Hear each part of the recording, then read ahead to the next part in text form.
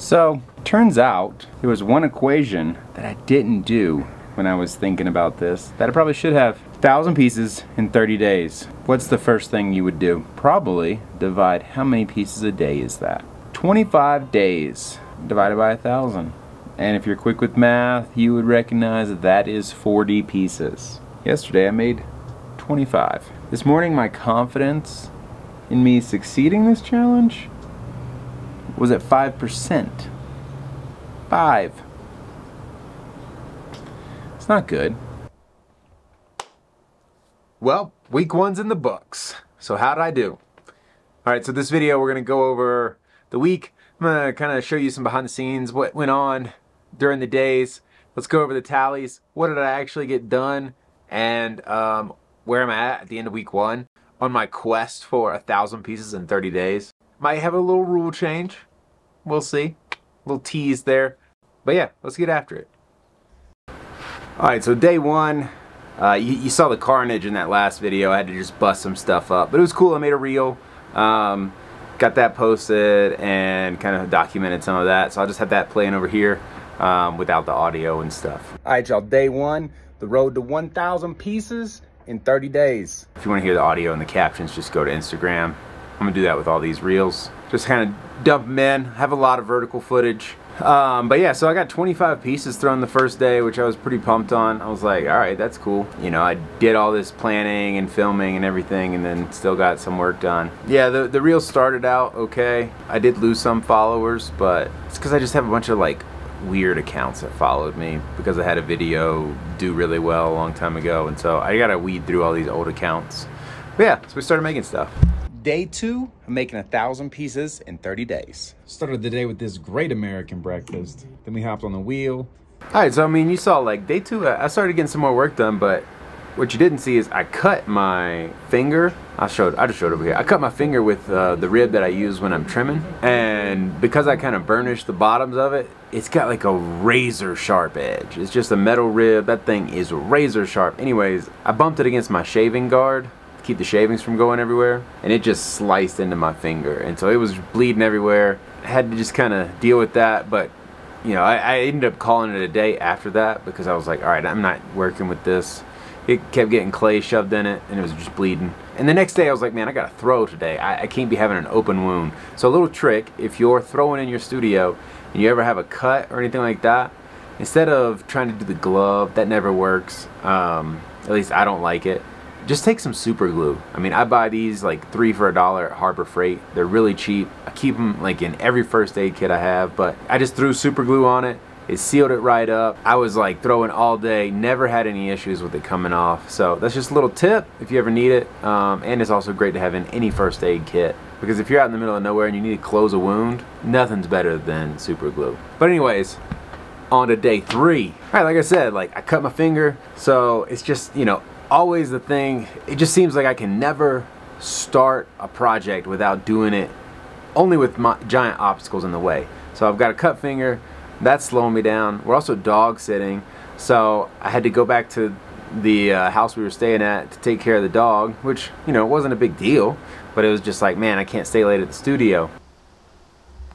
What a view, huh? Didn't get a ton done, but also don't mind being up here hanging out. Got my buddy over there. There he is, painting the mountains. In the mountains, watching the sunset. This is the end of day 3. Not too bad. Yeah, I'm gonna soak in this sunset and then we're gonna keep it going. It was amazing. It was super relaxing. I could just paint the mountains while looking at the mountains. It's a different view than what I get from my studio. The studio I get the opposite range, which is fun to look at, but yeah, it was awesome to be outside and be painting it. So anyways, that was cool, but only got a little bit done in the studio that day as a result. Like I said, I had to be making reels and videos for this challenge, so started trying to figure out how to do Instagram reels again and do them quickly. One new thing that I'm doing is I'm making my own like kind of cover picture for the reel. And I kind of wanted to just see if I could do it so it had a little bit of uniformity. And I just hopped into Canva and made this layout. You can see over here. And it's just pretty simple. I'll just put a picture of what I'm working on. It's got the camera frame around it. And then it's just got like some handwriting. I don't know. I think it came out sick. Also, took the time and jumped into Photoshop and made like a little, that same type of thing but with a clear background. But yeah, I made the little recording border around it just for one of the reels I was doing. Okay, so you kind of saw a little bit of this at the beginning of the video, but this I just wanted to add in, it's kind of a look into my head on like day 3 or 4. I'm making handles, getting ready to put some handles on the mugs I threw the day before, and I was just kind of talking to the camera. But you can kind of see how I was feeling here in the middle of the first week. So, turns out there was one equation that I didn't do when I was thinking about this that I probably should have. 1,000 pieces in 30 days. What's the first thing you would do? Probably divide how many pieces a day is that.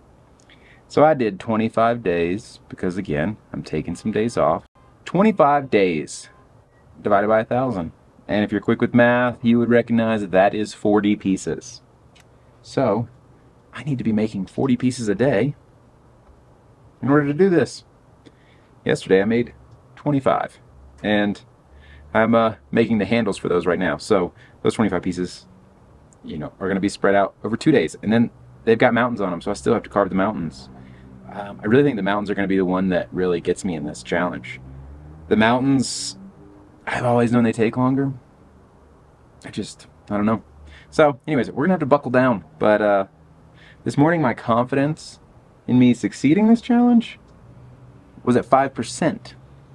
5. It's not good, but now I'd say after taking a moment to breathe, you know, I think that we've gotten back up to like a 50%. So we'll see how today goes. And if I get a lot done today, it'll be all right. I've got 5 platters drying out over there. And I think I'll be able to get them dry enough that I can dry another, or that I can get another 5 going tonight. That would give me a little boost. And then I'm gonna also throw a bunch this afternoon.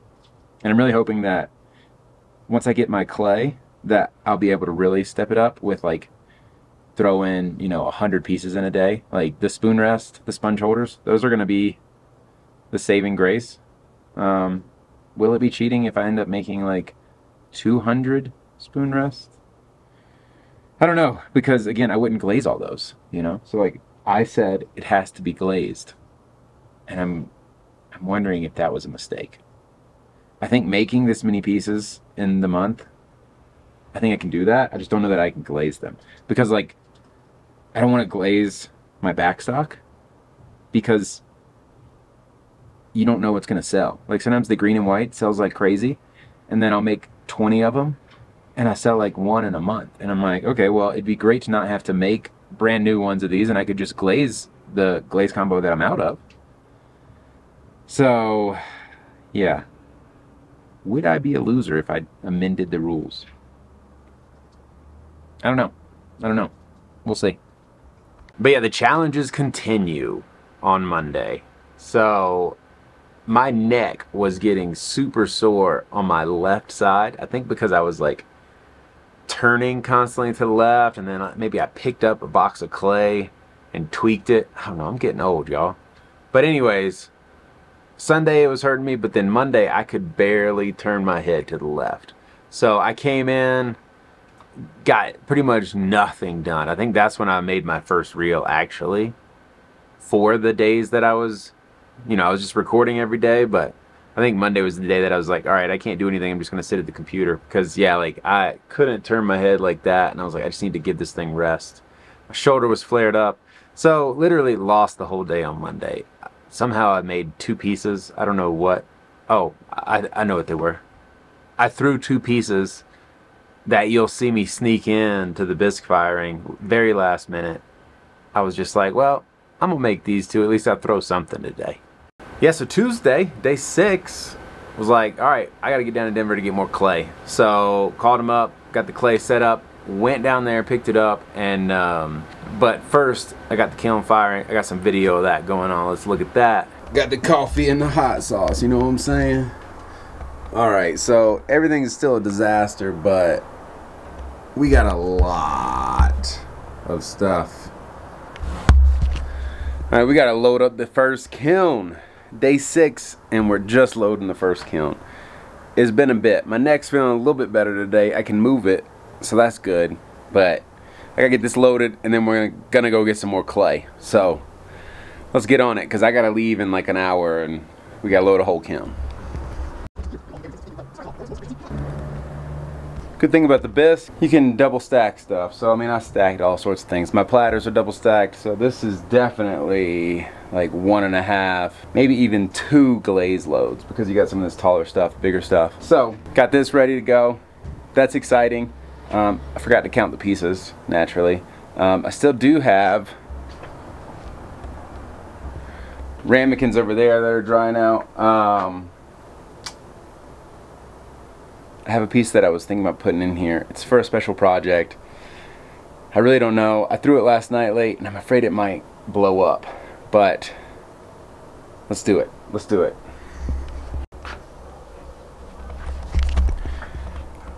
Okay, I put it in, so let's hope it doesn't blow up. But there it is. So if it does, you'll see that it's right beside some of my really expensive serving bowls. So it will really hurt morale. But whatever. Also, we still have a bunch of stuff in the wet box over there. Got a few platters, etc., etc.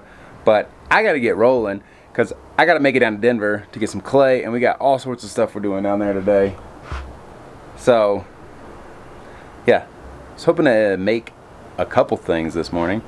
Don't have time, so let's go. So we got the kiln loaded up, headed down to Denver, celebrate my sister-in-law's birthday as well, so it kind of worked out. So we grabbed the clay, hit up a Costco run. You know it's good when you can get down to Costco. Y'all, Costco's like over an hour away for us, so we stock up when we go. But look, we had the rainbow going. It was awesome. Yes, we just ran errands, went over, saw the Twisters. It's good to go see a movie and hang out.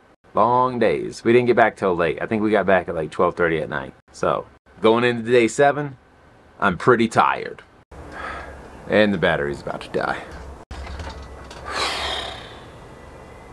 Well, it's 9 o'clock at night, and I don't want to be here. But here I am. For you people. Oh, man. Day 7. Here we are. Got all those spoon rests thrown, and now, you know, my wife went to a concert at Red Rocks. I was like, yeah, don't worry, you go. I'll just stay here and crank out some work. This challenge, boy, it's a hard one. So here I am. We need to unload the kiln. It's real hot still in here. It's cooling off outside now. It's probably like 50 degrees outside, so I got the door open. Cooling it down in here.